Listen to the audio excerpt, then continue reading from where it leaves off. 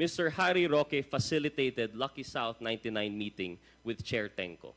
Well, Mr. Chair, You did this. You had 6 missed calls with Attorney Rivera ba yun? Yes. You've set it up. You yourself said when Cassandra Ong met Chairman Tenko, no whirlwind matters were mentioned. It was all purely Lucky South 99. Mr. Chair, I did so. Thank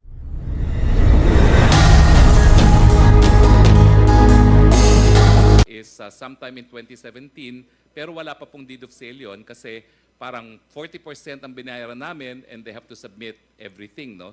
Including titles before so that we can commence with the deed of sale. So hindi naman po yan na isang give lang, no?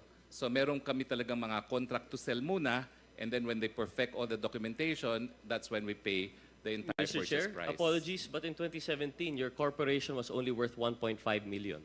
Yes po, because hindi pa po nabebenta yung aming lupa. Kaya nga po tumaas yung aking cash position because nabenta nga po yung lupa. For 2017.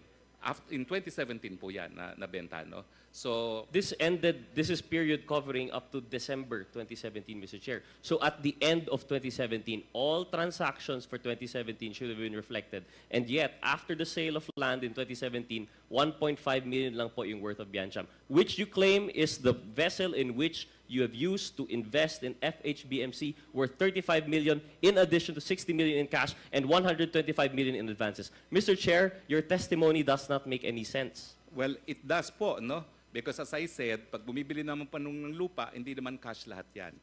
May mga advance payment po yan. Mr. Chair, it should have at least reflected as liabilities or payables in your Well, AFS. siguro nga po, maybe that's why, as I said, I'm not a corporate lawyer. Political lawyer po talaga ako, and even an international lawyer, no? That's what I teach, no? So ako naman po, I rely on what the accountants will say, no? Pero makikita nyo naman po, merong effort to reflect somehow kung ano yung mga nangyayari. Kaya nga po nagkaroon ng 60 million cash ang pumasok sa Biancham kasi ipinasok nga po yan intended to purchase property. At ano naman po yan, sumabay naman po yan, Mr. Chair, doon sa panahon na nakuha namin yung proceeds ng bentahan ng lupa namin sa Parañaque, Mr. Chair. Mr. Chair, unfortunately, for someone such as yourself as a legal luminary, I find it hard to believe that you would be unaware of the infirmities surrounding the failure to report these kinds of things. And in fact, that's the precise point of having an AFS. This is independently audited. You have an auditor for this. So how come you're able to deal willy-nilly left and right between FHBMC, Biancham, together with Green Mile, yet it is not properly reflected? And even if we say it's reflected eventually, you always say that it's going to be fixed in the future. I hope you understand, Mr. Chair, the frustration of how it's very hard to make sense of the story. Because, Mr. Chair, as properly as Chairman Ace mentioned, why we want to look into this, and as I mentioned, why we have to look into your family matters. It's easy to claim yung pamilya po namin nagbenta ng property. It's easy to claim that this property was, this proceeds were used in investing here. But for as long as hindi po siya natatrace sa money trail, I don't know if the committee will accept the explanation na aayusin po namin yan later on or aayusin po namin yung cash flow investment. Because, Mr. Chair, the most glaring, the most obvious, easily, with an investment of 60 million in cash, which your AFS already mentioned was in subscription, not in FBHMC, but in Biancham itself. For the succeeding GIS, 12.5 million pa rin po yung shares ninyo. Hindi naman po siya nag-increase by 60 million. So there seems to be a disconnect. And Mr. Chair, let me connect this now. If I may conclude, Mr. Chair, I'm sure you and I both are very confused with the allegations. I think, Mr. Chair, what I'm trying to drive at here is that there seems to be some great confusion with the finances. Might not be necessarily of Mr. Attorney Harry Roque, but at least of Biancham, which is alarmingly related in a way, at least with PH2. And why do I say alarming? Mr. Chair, I'd like to bring this back po, no? Yung nabanggit po natin dati. Yung sa previous hearings, which I think as the Quadcom, as the successor of those individual hearings, we can take notice po of the facts that are mentioned. And I'd like to mention these facts, and I'd like to ask Mr. Roque his thoughts on this as a summary po, no, to really put into light why we're asking these questions. Number one, Attorney Harry Roque represented over Lucky South 99 property. Mr. Chair, I did not. You did not. You claim that it is Whirlwind, but it is the same subject property. Well, it is. It is. It is Okay, thank you, because Mr. there's a I conflict of will I will lease. tie into that later on. Yes. Second fact that I'd like to state, Mr. Harry Roque facilitated Lucky South 99 meeting with Chair Tenko. Well, Mr. Chair, You did this. You had 6 missed calls with Attorney Rivera ba yun? Yes. You've set it up. You yourself said when Cassandra Ong met Chairman Tenko, no whirlwind matters were mentioned. It was all purely Lucky South 99. Mr. Chair, I did so. Thank you, Mr. Chair. because- Mr. Chair, because please allow me kasi- to... Mr. Chair, Mr. Chairman. Allow the member to finish his question first before you reply, Attorney Roque. Mr. Chair? Mr. Chair, Most proceed. respectfully, Attorney Roque, I understand that you will have your time to rebut these later. But I hope you understand, as a lawyer especially, that there's a line of questioning that I wish to pursue. Thank you, Mr. Chair. Number 3, Mr. Harry Roque was cited as legal representative in Lucky South 99 application. This was mentioned by Chairman Tenko. He was cited as legal representative in their organizational chart.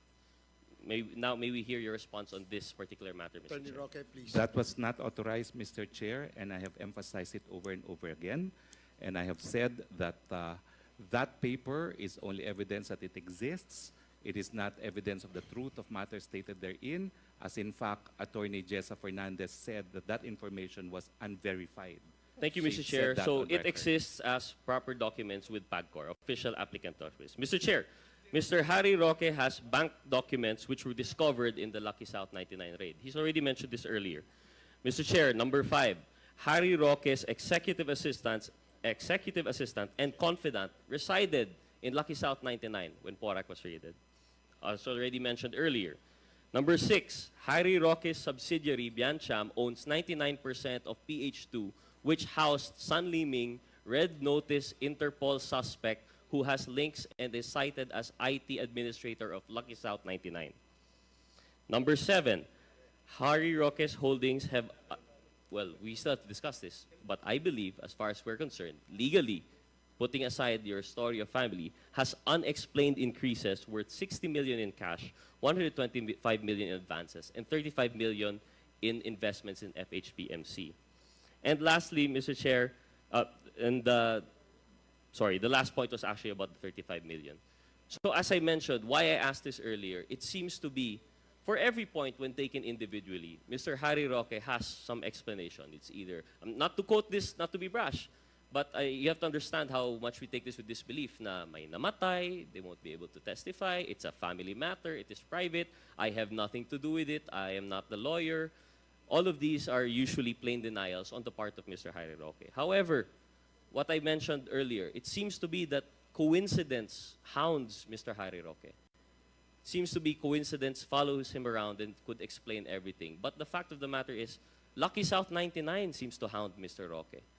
As I mentioned it, he has been representing over the property subject by Lucky South 99. His executive assistant lived in the compound of Lucky South 99 despite living an hour away from the aviation school in Clark.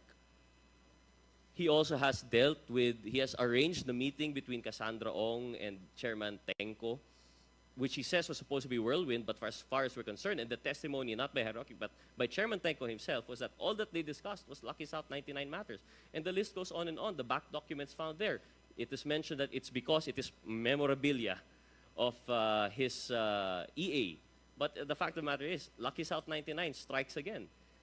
Mr. Chair, of course, I'm not saying this as a final verdict, but I hope you understand, Mr. Chair, that for the Quadcom, we are here to listen to every piece of evidence, and they all seem to indicate one direction. And the missing piece now, I think for me it is clear. I don't know with the rest of the members of the Quadcom.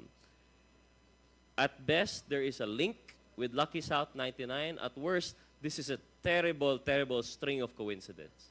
But one thing that we should ascertain from this point on, why I was reserving my comment for the motion by Congresswoman Luistro to request for the documents of the trust, for the documents regarding the family matters of Mr. Roque. While we understand the want for privacy, Mr. Chair, these coincidences seem like more than just coincidences. And the missing link now, if we see that there's a link with Lucky South 99, the question now is that we have to verify. How do we explain these supposedly, as far as I'm concerned, unexplained increases through his subsidiaries and through his companies? So So I think, Mr. Chair, that should be the direction, at least for the portion regarding Mr. Jairo Roque. And actually, Mr. Chair, I still had some questions regarding the leases, regarding Ms. Baterna and his relation with Jairo Roque, and we have other questions regarding Lucky South 99. But seeing as we have been now at this hearing for 6 hours, 7 hours, I think I would like to yield to the other interpellators.